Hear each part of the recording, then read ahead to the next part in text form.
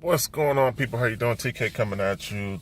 Just want to talk to you about the brave new world that's taking place right now. A lot of people aren't really paying attention, don't really understand the implications of how the economic shift is going to create the greatest wealth transfer really that we've ever seen, because money never dies. Money just transfers value from one medium to another.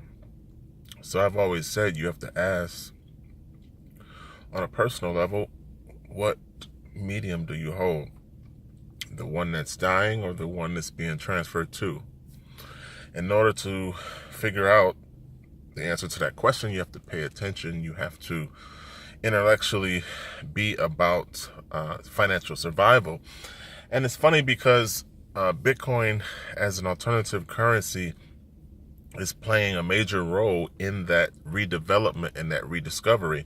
You know, this arena is described as intellectual or intellectual fighting, intellectual challenge. The greatest minds or survival of the fittest is what Bitcoin is being described as, because a lot of people within this space only respect other people who can critically think, who can analyze, who could present the results of due diligence and communicate it in a way in which scientifically makes sense.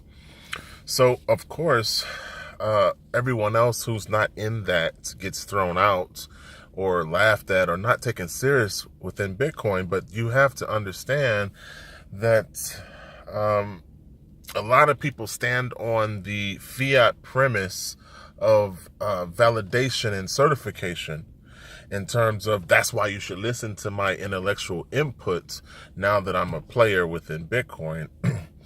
And I come from a different perspective. I come from a, if you will, spiritual look, or from a more humanity approach, because of the fact that I see Bitcoin as a new door, a new frontier, a means in which people now have the power to open up new frontiers within their personal lives. In other words, this could be sort of a giving freedom. It's like giving the individual household personal financial freedom. That's what I see Bitcoin as. I see it as an opportunity for people to step out of the financial chains or the bonds that exist within fractional reserve banking, to finally step away from taxation and really indentured servitude, which is a word that I just make up to accurately describe how most people are affected in traditional banking by limited access and engineered scarcity. So Bitcoin is a new frontier. Bitcoin is a new opportunity. Bitcoin is really giving people for the first time, giving people the opportunity to open new doors that they've never been exposed to. If you talk about the exploitation that's relevant or that's rampant, within our banking industry, this is a step away from that. This is contrary. So I really respect the fundamental access and the expansive opportunity that's now possible through digital assets, through electronic money, through open source mathematical based distribution systems that really are censor resistant and enabling, and that's the one thing that I want you guys to understand, is that this technology is enabling. So when you talk about the scientific community and you talk about the intellectual aspects and being able to critically think, that's when, ego comes out and people say, well, it's the survival of the fittest. If you're not smart enough, you're not deemed worthy, and realistically, the educational curve is one that takes a little bit of effort. And in today's microwave society where people want effortless results, then that's when you get into the elitism that comes behind survival of the fittest and certain people not being worthy and this, that, and the third. But I'm looking at it from human ability and humans' ability to accept change, utilize tools, pre-position themselves in a situation or in a frontier that's never existed before. So I don't want to exclude someone based on their past performance. I actually want to expose the benefits of this technology and show you that, hey, this can open doors that are currently closed to you. And that's the most important part. I think if you focus on the benefits in terms of what you now can achieve, then people can better make a decision about using Bitcoin as opposed to using traditional paper or fiat currency. So we have to transition people's mind. I always say, elevate your mindset to that of abundance and believe that it's possible. Well, you're never going to believe that it's possible if you don't understand the benefits in terms of how this technology can better advance you financially. So if you talk about purchase power, if you talk about unlimited access, if you talk about minimal fees, if you talk about a tax haven, if you talk about survival in the inflationary nature of traditional banks, if you talk about safe haven money, finding an escape and a means to preserve wealth. See, these are benefits that come with digital technology or that come with electronic currency that's secured cryptography or secured in cryptography through the open source ledger that we call blockchain. So I want you guys to really dive into the benefits. You know how they say you have to do a cost analysis and look at what on your personal level within your household is going to benefit you against what's going to hurt you, and then make an educated or at least sound decision so that you can fare very well.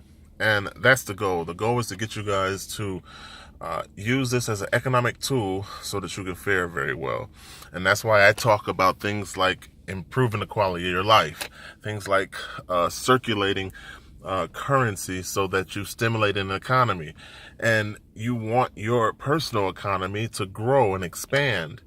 And that is possible through the economic growth curve that Bitcoin is currently on. I mean, think about it. If you start from zero and you continuously expand on a per annum basis, then over time, if you continuously add to your holdings, you're going to fare very well. So I just want to encourage you guys. I'm coming into Bitcoin from a different perspective. I don't have the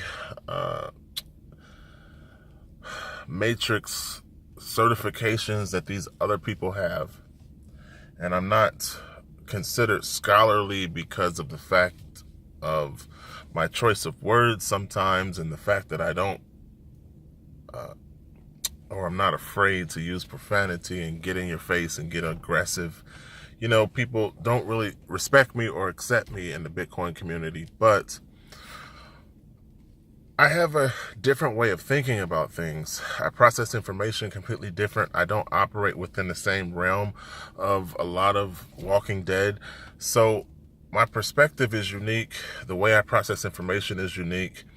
And maybe I can get through to someone Maybe you watch my videos and I don't get through to you. I don't know. But I am focusing on Bitcoin in terms of a humanitarian way to free people from poverty. I understand and I believe in the technology to the point where I see it being the next plateau. It's the next evolution of money. It's the advent of the internet, but the internet applied to how money becomes information, or how we use money to make information relevant within the 21st century. You know, it's the idea that money is now a communicator, and the information superhighway just makes more effective use of communication. So if we can reach people, if we can show the benefits of this technology, you know, it's sort of like creating another wrench. You know what I mean? It's like everybody understands the concept of a wrench, right? But when you introduce the strap wrench to someone, what is it that gets them to use the strap wrench over traditional wrench? You have to understand the benefits. So I'm trying to come at it from that standpoint, and the way I understand things is, like I said, different from everyone else. So maybe I can affect some people, maybe I can't. Maybe you respect me, maybe you don't. But I've said this 1,000 times in multiple different videos over the past 3 years, that it's really not about me. It's about what economic decisions you make in your household so that you can survive this tumultuous time that we're in, and how things are changing, and just the whole atmosphere of transitioning from fiat currency into electronic currency or digital assets. So I think a lot of people are just in the mindset of not accepting the change or not accepting the transition, but that's not going to help you. You know, I want you to really start looking at how this transition can